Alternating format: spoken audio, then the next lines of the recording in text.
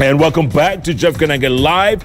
Senate Majority Leader Kipchumba Murkomen, House Minority Whip Junet Mohamed in the House. Gentlemen, real quick, there's a BBI meeting this coming weekend in Nakuru, right? Yeah. Right? Yes. The other weekend. The other weekend, yeah. Senator Murkomen, the question is, are you attending? Yes. If so, are you going to walk out like you did in Meru? By the way, Jeff, we need to say something about Kinoru. Okay. First of all, I will be attending. We'll be welcoming leaders from other parts of the country to come. The only reason why I'm attending is because I have been asked. This is the first BBI rally.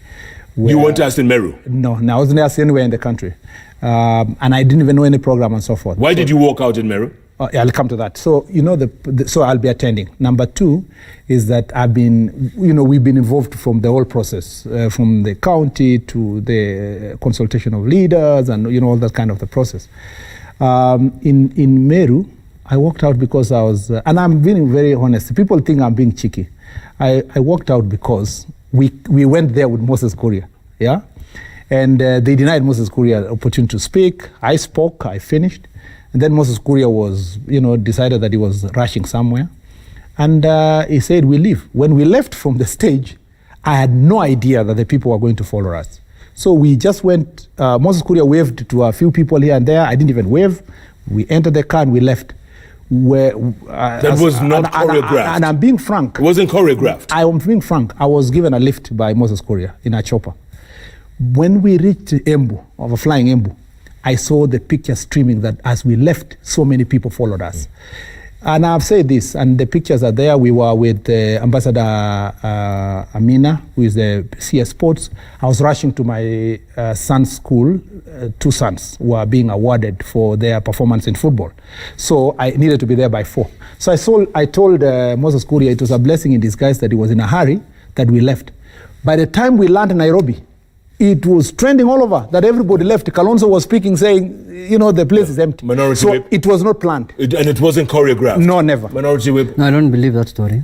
I don't believe it at all. You see, these are people. We have seen videos when they were paying people later when they left.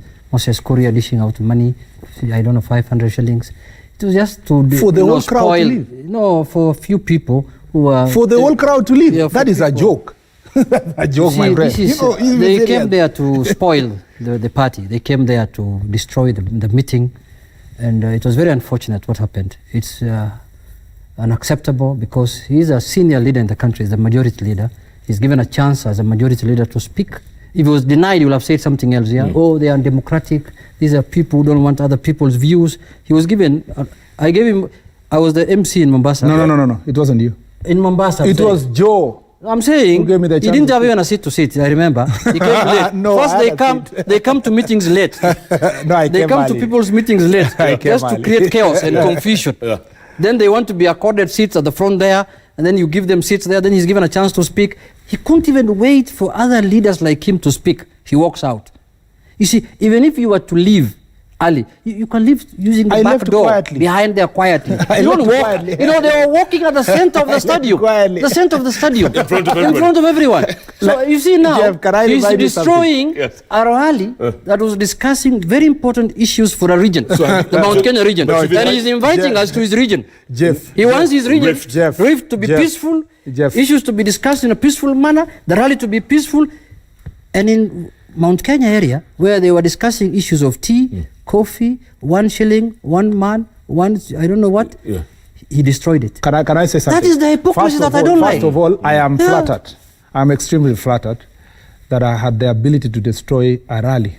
So you didn't? That was planned by state machinery, where all the chiefs were told to bring people in buses. There were over 1,000 buses in Kinoru, and people came from 11 counties, including Kuresoi. Just before you go to Kericho, there were so many people there. I am extremely flattered that I have such a huge following that when I left the stadium, they left with me. But let's say the facts. I don't think I am not the first leader to leave the stadium. Many governors had left. In fact, I didn't have a seat, but a governor gave me a seat and left way before I spoke. There are so many elected leaders who left way before me, and I don't want to say their names. They left quietly. No, they didn't leave in the style like you did. They left before me. And when they left, nobody walked with them. So don't you think this is a great honor? When you are dishing out money, people will follow you. Number two, and when you are dishing money, people will follow you. These people were giving people 500 shillings. Can I say this? Anybody walks out with them. Jeff. Yeah. Jeff. Yeah. I will never. First of all, I want to thank Governor Joho, and if he's watching, I want to tell him he was extremely mature in Mombasa, and gave me the opportunity to speak, and gave me humble time. He even asked me questions when I was making my presentation. I was given a seat. I met Aisha Jumwa and Ali and the local leaders were denied to speak, including Moses Kuri. I was given a chance to speak. So I was favored. When we went to Kitui, all leaders were blocked from talking so that Murkomen doesn't talk. Yeah. In Kinoru, I was given a chance because I had to speak and Orengo has to speak. And I am glad that also the people of Mount Kenya received my message positively. I want to assure the people of Rift Valley this. Should the same shenanigans be brought to Nakuru, we will not entertain that kind of approach. By the way, was Eldoret cancelled? And I'm just come to this. If anyone dares to do this showmanship in Nakuru to talk about the deputy president, I want to warn them. If you come there to insult the deputy president or the president, please don't blame us if people walk out of the meeting. And Kinoru can repeat itself. Was Eldoret cancelled? The only reason people left is because they felt it was an Was Eldoret cancelled? I don't know, because I am not in the secretariat. And I do not know why someone would even cancel Eldoret. And then I have seen propaganda being run in the newspapers that Eldoret was cancelled because there was going to be violence. Okay. NASA is issuing threats and warnings that if you do this and this, we will do this and this. NASA, as though we don't have somebody to threaten in their last rally in 2017, had a fantastic rally in Eldoret. They even endorsed the governor of that area. You know, so this propaganda, and that was the worst time. We are not talking about handshake. Yeah. So when President Uhuru Kenyatta and William Ruto shook hands, the matters of Rift Valley, of people fighting, we say it no more. You know, you should care to know this, Jeff. You know, I'm married from Central. Yes. Yeah? And my wife's family originally comes from... Yes. And my wife's family originally comes from Nyeri. They still live in Nyeri, some of them. But my wife really was born and brought up in a Gilgil constituency in Nakuru. Some of us take the question of violence or people being told they must go where they came from. We take it so seriously from our heart. I personally believe that the conversation that should take this country forward should be about uniting the nation, should be about anybody to ask for votes anywhere. People should be able to ask for votes like Junet in Migori, like Mishra, who is an MP of Kalenjin, yes, but he's an Indian. Correct. Like the guy from Kisumu East, you know, yes, like the Dahoud of Meru, and all these parts of the country, everyone should be able to be willing to live where they want to live. Minority Whip, let me ask you this. These people have accused former Prime Minister of hijacking BBI. They say they're going to stop reggae. How do you hijack your own product? The BBI is a product of a handshake between President Uhuru and Right Honorable Prime Minister. How do you hijack your own baby? That you have to make sure your baby grows and becomes big enough to produce the fruits that you wanted Kenyans to benefit from. So these people are opposed to the handshake, not the BBI. They think the handshake was brought to stop William Ruto from becoming president and such kind of things. I can tell you, whether there is handshake or no handshake, William Ruto has zero chances to become president of Kenya. Why do you say that? Yeah, you know, we are politicians, we know. You see, Kenya is not about, you know, few places that they go and donate money in churches and such kind. Kenya is bigger than that. They need to look at Kenya in a big... They have voters, 20 million voters are all over the Republic of Kenya, the northern parts of the country. Secondly, Murkomen does not believe in the handshake. He doesn't believe in the BBI, but he wants to speak in the BBI rallies. And you can see here, he's giving me threats. If you bring issues in Nakuru, I'm going to deal with you thoroughly. I didn't say that. I'm going to show him on 21st that he's a minority in Nakuru. Amazing Nakuru is his place. I'm going to prove to him on 21st that he's a minority in Nakuru. But I was a minority in Nakuru. But I was a minority in Nakuru. And you walked out. Nakuru, you see. And I walked out and people walked out. Kinoru, I mean. He came there, inside the public, talks about Utapeli, talked about conmanship. He never spoke anything to do with BBI. Never. Look at his whole speech. He never said anything about the BBI. So they tell people, first, they transported their supporters, some of their supporters there. I'm told they gave some members of parliament 1 million shillings each. to mobilize people for them. The same people walked out to demand the balance of their money outside the stadium. We have videos showing them giving out money. So, those kind of things we used to do a long time. After the handshake, we stopped doing it. Because we want Kenyans to be one. Let me ask you this. On the ground, hold on, Senator. On the ground, it looks like Deputy President William Ruto is gaining the sympathy vote. Which ground? Because I come from Migori, I don't hear anything about William Ruto. Can I say something about Which ground are you talking about? That's Migori. Yeah, but that's ground. Okay. Which ground are you talking about? Junet Mohamed. Okay. Elsewhere other than Migori. No, you see, elsewhere, everyone has his constituency, my friend. Don't be cheated. Can I say something? When you are carrying loads of money every weekend, my friend, if Deputy President wants to come to my place tomorrow, I'll welcome him. If he wants to do for me a church function, Harambe, or a school Harambe, or a bus, I will be more than willing to welcome him. I'll even put a red carpet for him. But does that not mean you get my vote? Money, everybody loves money. Ni sabuni ya roho. But when you leave, they'll tell you, my friend, we know where we want to vote for. Can I say the earlier they smell the coffee, the better, my friend. Jeff. My brother. Jeff. Yes. Ukilima mahindi, utavuna mahindi. Ukilima mahogo, utavuna mahogo. These people are farming cassava. Jeff. I'm telling you. Jeff, there's an important question you asked. Whether William Ruto or Raila Odinga can be president. In 22. I think I can tell you honestly from my heart, that is not a subject we have begun thinking about today. We are not in a race for 2022. My friend has said William Ruto has no chance. I give it to him. They are busy campaigning. They believe they have the vote. They have done so since 1997. Raila has been a candidate in 97. He has been a candidate 2007, 2013, 2017. He has lost all of them. He has always been talking like that. He has been dismissing. Just wait. He's been dismissing leaders that they don't have a chance. He told people that Uhuru Kenyatta smokes bank before 2012 elections, and William Ruto is a thief, and they should not be elected. They should be in jail. William Ruto also told us yesterday that some people smoke bank and others are muganga. Just one week ago. So he said that all those people don't have a chance. I don't know whether William Ruto will be the president of Kenya. When the time comes, he will present his credentials, if he wants, because we don't know if he wants. And once he presents, first of all, he has to earn the trust of the Jubilee Party to win the candidature. If he becomes our candidate in Jubilee, we will do our best to sell his candidature across the people of Kenya. If he wins the elections 2022, he will serve the people of Kenya and deliver services to the people of Kenya. He will have a handshake with Raila Odinga, and perhaps there will be another BBI. But if because we know for sure he will not concede elections. If Raila Odinga wins in 2022, because we don't know, William Ruto will tell him congratulations, and he will retire, go home, and Kenya will move forward. The thing I don't want us to pretend to have here is that anyone can be president of this country by all means, by mobilizing people that we want to. Raila Odinga was telling people just a few years ago, 2 years ago, that the Kenya must be divorced, we must have secession, people must go wherever. He procured this handshake through thick and thin. And now he wants to use it, and you've had most of them saying Deputy President should be impeached, the Deputy President should resign, because they are eyeing the position of the Deputy President. So the thing we must avoid in the country, and I continue to insist, we must avoid the politics of deceit, the politics of backstabbing.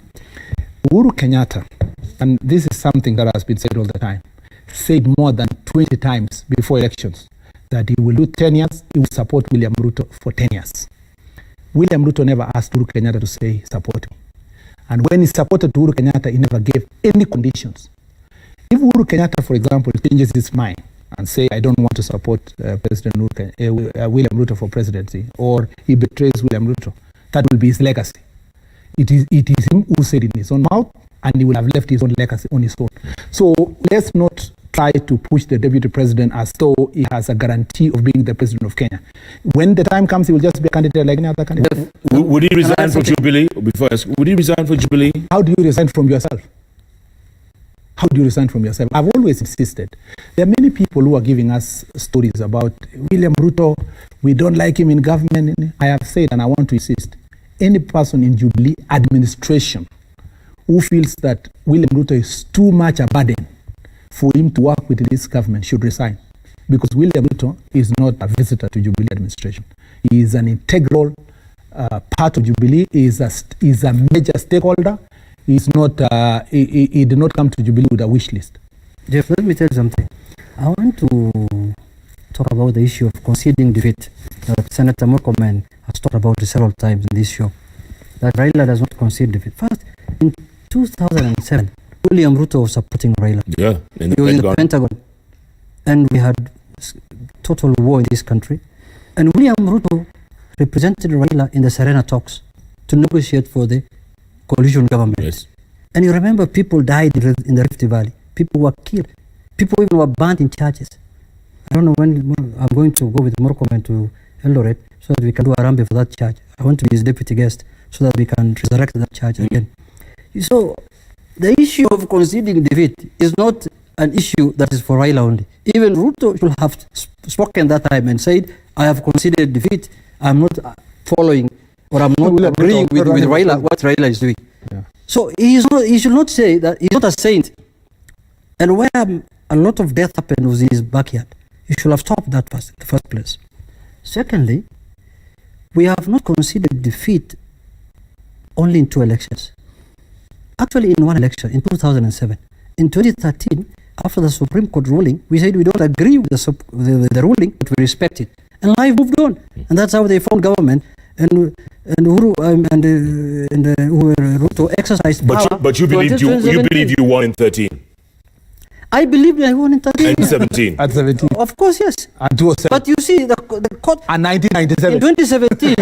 In 2017, no, 1997, you know... But he said we did not win. Let's not belittle debate. In 1997, Raila never said he won an election. Of course. In 2017, an election was nullified by the Supreme Court. Yes. And then our election was nullified. We didn't participate in the repeat election. Correct. In my constituency, where I represent, listen, no election happened. You chose not to. Yeah, because the issues that were raised in the Supreme Court were not addressed. Later, my party leader agreed to have a handshake with the president so that we can look into those matters under the framework of the handshake. That's why we are working on them. If there was no handshake, Minority Whip, if there was no handshake 2 years ago, almost to the day, where would we be now?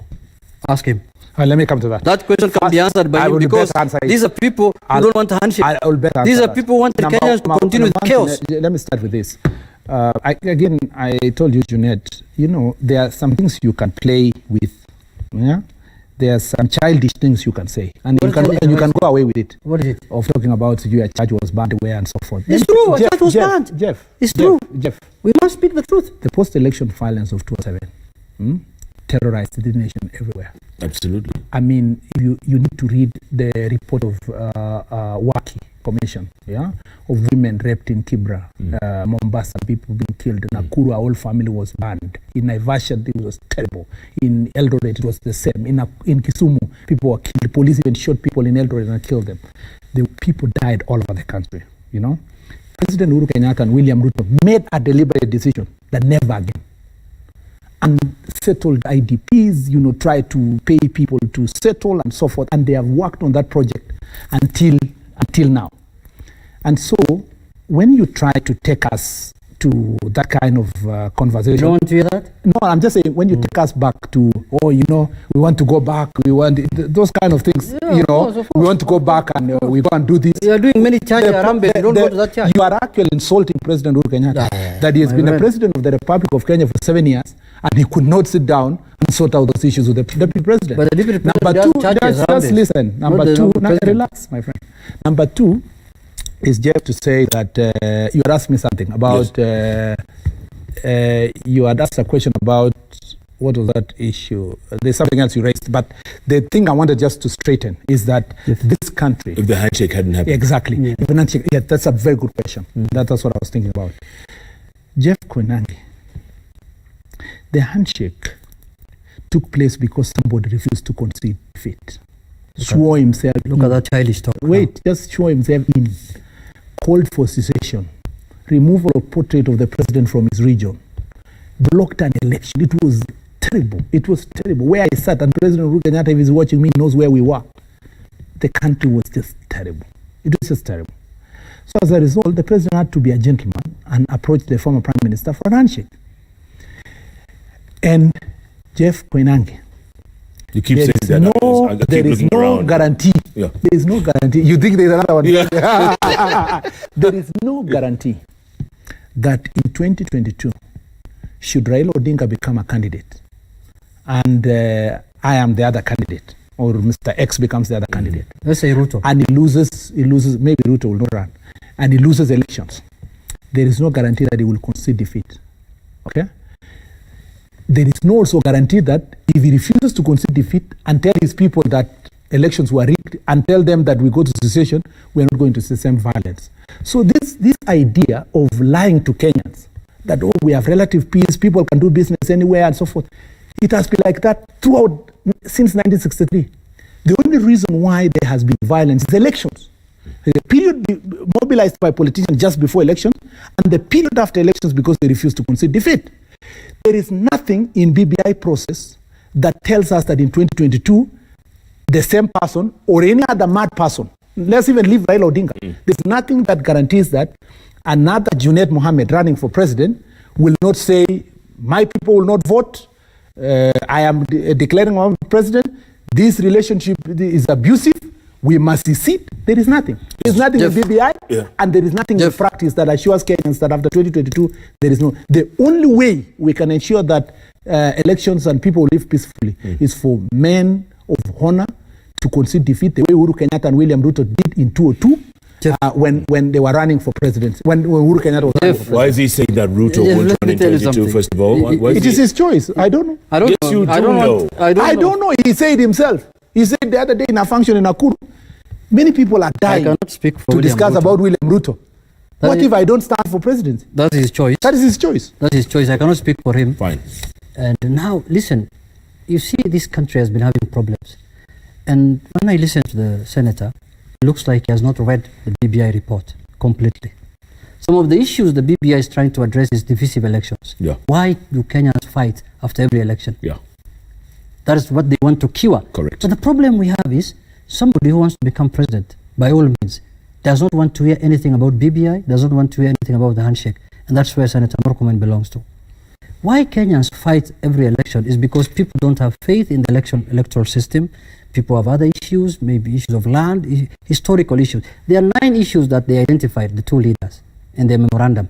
Divisive election, shared prosperity, security, and many things. All those things are issues that can make Kenya better. But they have tied the whole thing to Raila conceding defeat or not conceding defeat. What happens if Raila doesn't run also? What is he going to tell us? It will be great. What is he going to tell us? You see, don't tie everything to Raila Odinga. You know, they suffer from a disease called Raila. They see everything in Raila.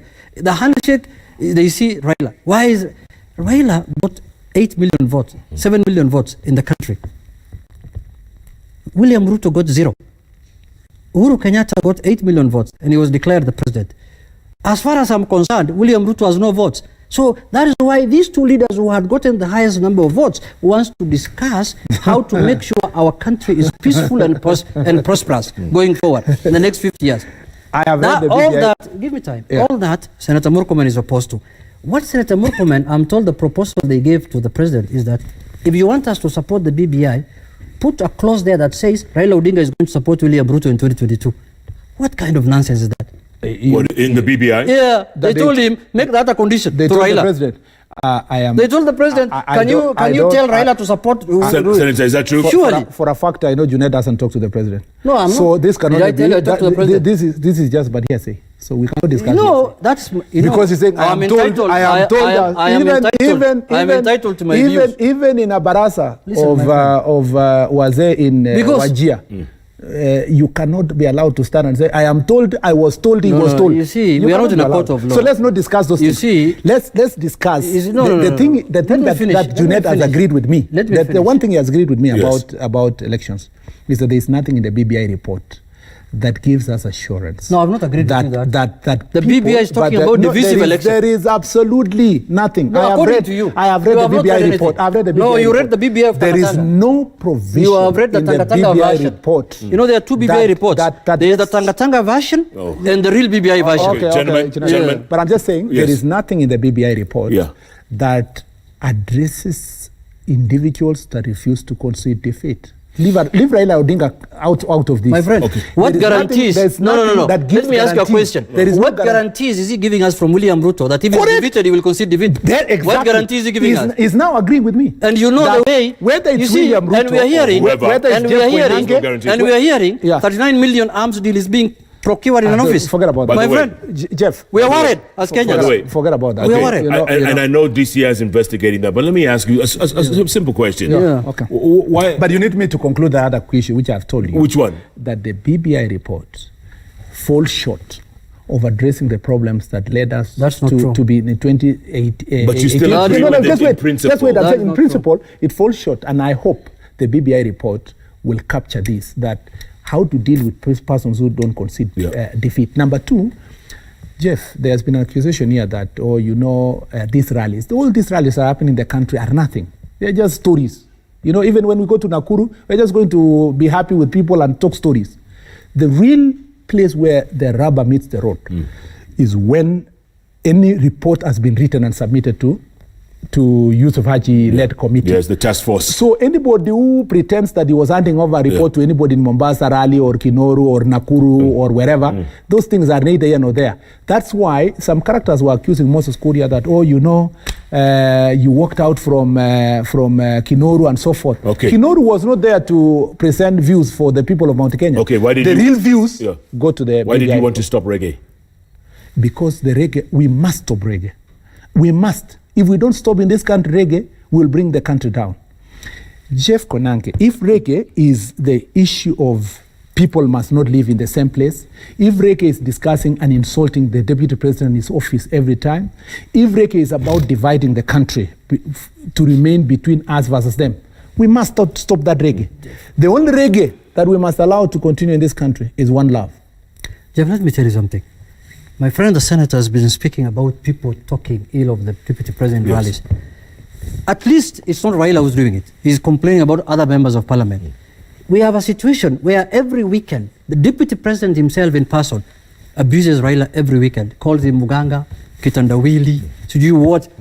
And you can't tell him that you are wrong. You can't tell him that you are becoming an embarrassment to the Kenyan people. Your level of leadership, the deputy president, the dignity of that office, the Constitution says you must carry your office in a dignified manner. It's the constitutional requirement. The deputy president goes to a function and says Muganga, Kitandawili, and he doesn't talk about that. Secondly, I want to ask the majority leader. He's the majority leader of Jubilee Party, where the leader of that party is President Uhuru Kenyatta. Yes. The handshake is from President Uhuru Kenyatta when he shook hands with Prime Minister Raila Odinga. Does he support the handshake or he doesn't? Period. Secondly, I want to know, the other day the deputy president went to a burial where an officer died. And instead of mourning the officer who died and requesting institutions to tell us who killed that person, the president was mourning himself, that I want to be killed. Those diversionary tactics, diverting attention of people from what happened to a different direction. Can he tell us who killed Kinei, if at all he has any information? Because the deputy president told Kenyans that we know the people who killed Kinei. He said it's on record. Yeah. Lastly, he spoke about Moses Kuria not being given chance to speak. Yeah. Him is being given because he's the majority leader. He's a leader, and Orengo is a leader, and he's given as a parliamentary leader. Moses Kuria is like any other member of parliament. Does he want to speak so that he can spew venom and abuse people? Is that the reason why he wants Moses Kuria to speak in every function? Okay, maybe he could answer one at a time. Can I tell my friend Junet, relax. Junet, you should relax. The truth of the matter is that the deputy president has been defending himself against continuous accusation and attacks from your party leader. Where? And it is very sad that a person who shook hands and you keep saying, is the one who was the principal, is the one that the president shook his hand. But he doesn't behave like a person who shook the hand of the president. He does. Because if you reduce and use that opportunity to insult the deputy president across the country, in using a rally of the BBI, you go to funeral, you insult the deputy president. The other day he was saying the deputy president should not give in charges and so forth. Deputy president has a right to respond.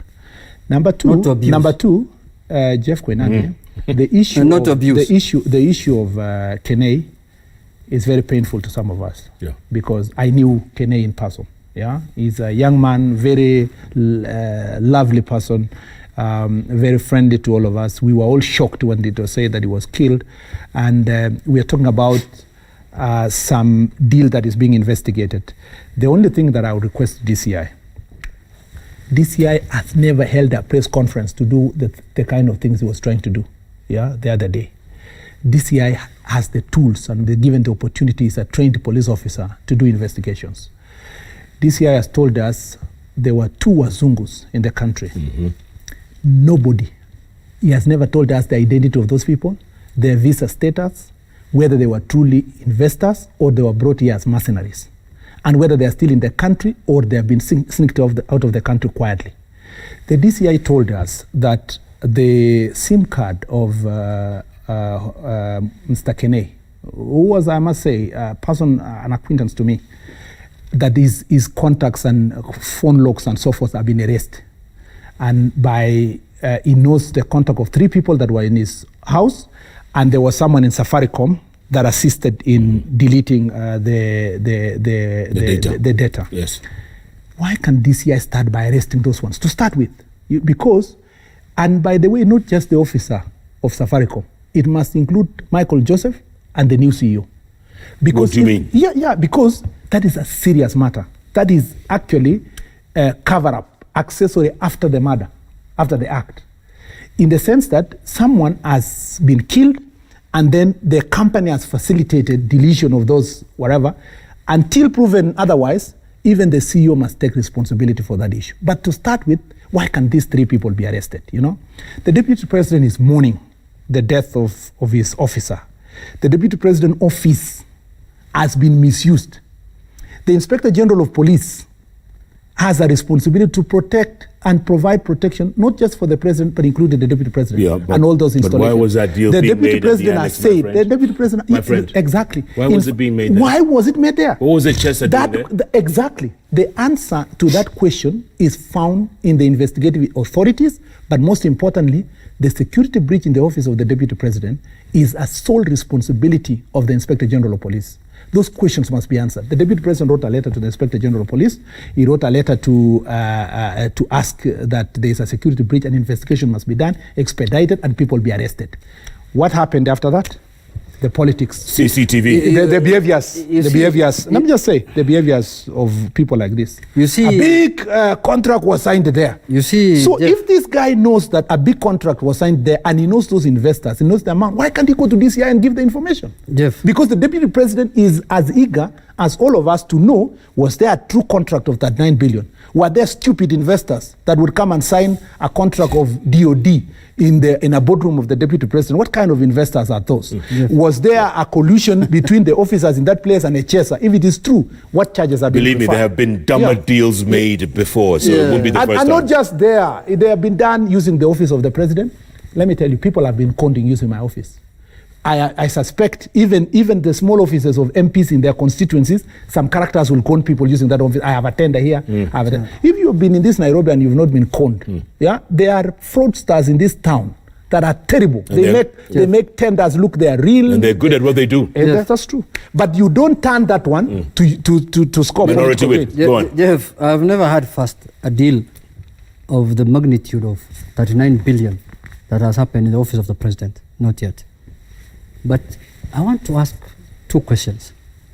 Let's not cherry pick on how the investigation is to be done. Okay. Can you go to Safaricom? Okay. Let's leave that to the DCI to do it. Yeah. That is his mandate. Yeah. But now the question is, when you watch the CCTV camera from the deputy president's office, an hour and change. Yeah, and a chaser is coming in. Correct. You can see even the policemen saluting him. Yeah. Correct. That tells you how regular He the comes to that acquaintance. They were familiar with him. Familiar with him. That's a part of that office. Yeah. And I remember when Chesa was made a minister, the deputy president went to his homecoming and said, you don't need to be in school. You can be anything in this world. We can make you anything, so long as you are my supporter. What's your point? No, I'm coming. Give me time. You know, when you're talking, I keep quiet. You don't. So the deputy president said that this is my guy. This is my man. He's our guy. What's so the that problem tells with you he's part of that office. Yeah. So? Was a deal made in the deputy president's office? Yes. How do you know? Was a chaser in How do you know? The CCTV camera. How do you know? Give me It time. showed you that a deal was made. Give me time, please. It doesn't. Was a chaser at the deputy president's office? Yes. Yes. Were those white men, the foreigners, at Yes. the DPP's office, at Yes. the deputy president's office? Yes. Was Mr. Kinei at DPP's office? Yes. What we need to know is who are the people who facilitated that within the deputy president's Correct. office? Correct. Officers. Correct. Did it go up to the level of the deputy president?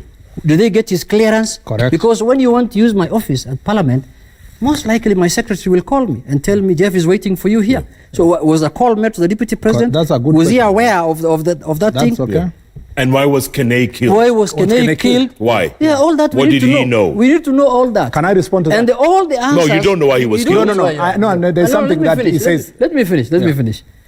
When we get to know, or when we get all those answers, we shall know why the deputy president always defends things before they investigate it. Okay. You see, when the Kamwarer and, for example, Aror dam came out, and the DCI said, I'm going to investigate it, the deputy president came out and said, no, what was lost is only 7 billion. And it's true. Why should you jump to conclusion? It reminds me of someone, one time, took a debt from me, he took some money from me. So when I call him, before even I ask for my money, he tells me, you know, I'm from hospital, I'm very sick, I have malaria. Oh, sorry, please. My friend, give the people who are supposed to investigate a chance. Institutions a chance. Don't jump. Okay. No, Don't but divert attention. Jeff, before you I'm go, going to Don't jump. divert attention. no, we need to respond to this. What do you mean? Yeah, we must respond. What is that to respond? Jeff, this The truth. But you've been responding throughout. Just, no, Which part are no, you this one we responding to? can't allow this. Which part? We can't allow. Which part? The part of HS knowing the deputy president. HS not only knows the deputy president, he was appointed by the president of Kenya. Yeah, but the and deputy no, just hold president- on. Can you hold on, Jeff? Now you're diverting. As I told You're you, diverting. The problem with you are so impatient with my answer. Can you hold on? No, he's so impatient. Yeah, because you're too impatient with me, and you are more accommodating. He wants to hear the Jeanette. truth. Just listen. So, knowing the deputy president and visiting the office of the deputy president, the most accessible leader in this republic is William Ruto. He's more accessible than myself. Yeah, he's all kind of MPs, that's former not true. MPs, citizens. That's not true. That's That not is true. the truth. Listen first. That's not true.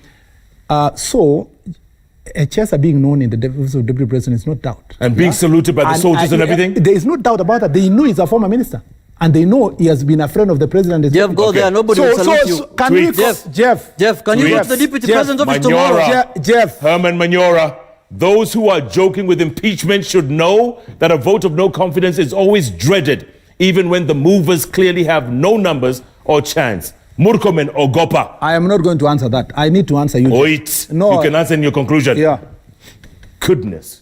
Why are you so defensive about why Because do you you want talk too much. No, but why do you want to allow a lie about the deputy president? What lie? What lie? You had this What lie? man saying something lie? and you want to let it go. Kelvin Kinyua. I am not going to allow you, Jeff. Truth be said, I am not. The so-called system is and has been there. It has been in favor of both Ruto and Uhuru, but now it seems to be against Ruto. So he has reasons to be worried because he knows it's wrath. One more. Eric EA says, only that day when politicians will stop playing tricks in the name of politics with us, that is the day Kenya will start moving in the right direction. There's so many tweets, I can't even read them all. Okay, you get a chance. You got 30 seconds. You got but 30 seconds. Just tell me 30 seconds. I'm just trying to tell you, using the name of the deputy president, yeah? Anybody can access the deputy president, including myself. Yeah. I can tomorrow be found culpable of any criminal act. Yeah, it cannot be transferable to the deputy president. When Raila Odinga was picked in a private jet in Kisumu to go to Dubai to go and discuss this fake gold stuff, and their name was used, the name of Matiang'i was used, the name of the president was used, Wetangula was mentioned. All of them never recorded a statement. They said it was a fake story. DCI investigated. He never issued CCTV cameras. He never even played the audio that was all over. So this double standard must stop. What we must allow is that the Office of the Inspector General of Police and the DCI must carry out investigation impartially, stop misusing the office and attacking the deputy president. DCI, I have here, and I can send it to you, in court, swore an affidavit that says the only money that was lost was 7 billion. That's a word. But when he was speaking, that is in court, but when he was speaking to cameras, he said, oh, it's more than that. The deputy president said those people spent 23 minutes in his office. I want to ask you, Jeff, you watched the CCTV camera, and I was wondering why you guys were not highlighting that issue. Is it not true that they spent 23 minutes in his office? Then the DCI comes there to pussyfoot around the issue of they were sitting outside, they were in the parking, this is the time they entered the parking, there was another one that came from the park. But the truth is that many Kenyans, and there was an uproar across the country, that what was all this story about doing a press conference just to contradict the deputy president, when eventually the press conference and the CCTV shows the 23 minutes. So those issues raised doubt about impartiality of a very important office of DCI. Okay, Can I say one thing? Look, you don't have to be so defensive, number one. Yeah. You don't have to be so defensive. Yeah, the truth will come out. Yes, eventually, right? Correct. And the truth will set us free, as Correct. they say. That's right. So, yeah, I agree with you. We just don't want to allow people in the interim to fill in the time before for the them. truth, okay, minority not the DCI, for the truth to come out. ourselves for political reasons. You get the final word. For the truth to come out first, we must respect the institutions that are doing the work. We must respect the DPP. We must respect the DCI. We must stop attacking them in every function that we attend. Secondly, why I'm so worried about that, you know, the Deputy President office is the second highest office in the country. Can you imagine the Deputy President office today being a crime scene? Circled by DCI officers? It's very embarrassing internationally. You know, the Deputy President's office is involved in a fraud. I'm not saying it is him who did. Alleged. The DCI will come, alleged. Yeah. Some hooligan walked in there with some white man and wanted to con Kenyans of 39 billion shillings. It's very embarrassing. Let us not put the Deputy President office to be the same as some villager's office in Nakuru or somewhere. This is the office of the Deputy President of the Republic of Kenya. I make my last word? Please, let's have the respect. No, you didn't give me my last word. Let's close the show. Jeff, my last word. This is my last word. Okay, good. That as a country, I appreciate the president has always criticized the judiciary. He has always criticized us in Parliament, including in a speech he gave about conflict of interest in the National Day. He has always criticized all various institutions. The president has done so. The deputy president has done it. Institutions must be criticized, must be tested, so that they can be found to be worthy of the position that was created in the Constitution. Okay. There is nothing wrong with it. That's the final word. My last word. Another one. My last word. You see what shocks me, why I'm worried of Kenyan, when the deputy president himself says the DCI has been concocted and put in place to fight him. That's the truth. And he's the deputy president of the Republic of Kenya. Yeah. The DCI is his officer. He works under him. That's his subordinate. All right, surely. This conversation's not I going think to he end has not tonight. read the Constitution. Surely. The position of Inspector General of Police. Leader. The Inspector General of Senate Police. Majority Leader. Thank you. Minority Whip. Thank you. Thank you, Jeff. Gentlemen. Thank you, Jeff. Wow. We are late for the game, and you know tomorrow is my birthday. My birthday. By the way, happy birthday in advance. It's only how many minutes? It's 15 minutes to your birthday. My birthday. Oh. Thank you. Birthday, Thank you very much. Well done. Asante sana. Happy birthday. Thank you so much for joining us. Asante sana. And don't forget, Jeff Koinange Live is powered by Qatar Airways. Qatar Airways, a premium experience like never before. Thanks so much for being a part of the show. My goodness. You see what time it is? Almost midnight. Eish. People are going to work. Siasa. And I'm sure people would have wanted more. Eh? Yeah. We'll do it again soon, okay? Thank you. Asanteni sana. Thanks so much for joining. We'll see you in the bottom. Keep tweeting at Koinange Jeff, at Citizen TV Kenya. The hashtag is JKLive. Thanks so much, everybody. Good night. Good luck. And God bless our country, Kenya. And yeah, these guys.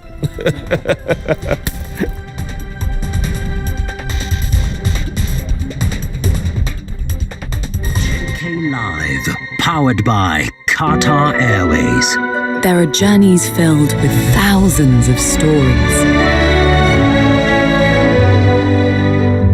Qatar Airways, a premium experience like never before.